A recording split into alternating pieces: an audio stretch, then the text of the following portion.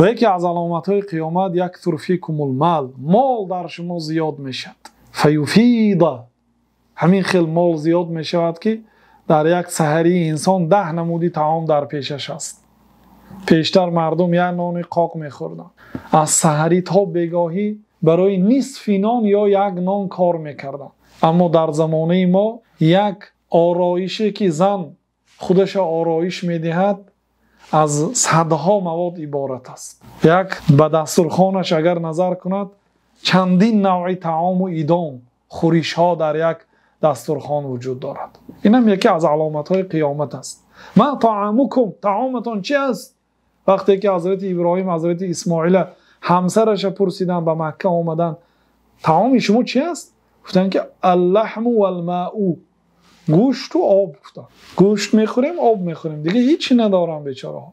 پیامبر صلی الله علیه و سلم وقتی که پرسیدن که حضرت عایشه را ما کان طعامکم یا خاله، ای خاله طعامتان چی بود؟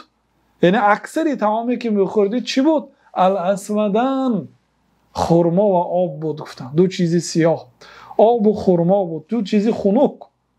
در خانه ها ما آتش در گرانیده نمیشد. 2 ماه میگذشت در خاندان نبوت آتش در گرانیده نمیشد. پس طعامتان چی بود ای خاله؟ گفتن که آب و خرما. آب و خرما. طعام شما چی است اهل مکه؟ گفتن آب و گوشت. بارک الله فی معیکما و لحمکما، الله تعالی به گوشت شما و آب شما برکت دهد. گفتن حضرت ابراهیم دعا کردن 4000 سال پیشتر از این جانب، امروز به گوشت اهل مکه الله برکت داده است. قربانی که در مکه می شود در یگان جای روی دنیا نمی شود. و آب زمزم مکه برکت چنان گذاشته شده است که امروز در تمام مغازه های دنیا یعنی که یافت میشه آب زمزم. مبارک از یک چاه هست، تمام مسلمان ها نوشیدگی هستند. آبی مبارک به آبتان و به گوشتان الله تعالی برکت دهد. خلاصه یکی از علامت های نزدیکی قیامت پول و مال زیاد میشه.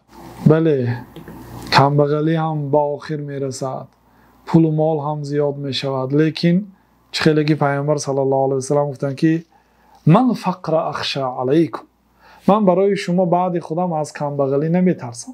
اگر شما بعد من کمبغل باشید من خاطرم از شما جمع است، لیکن من از اون چیزی که از شما میترسم از بایگری است.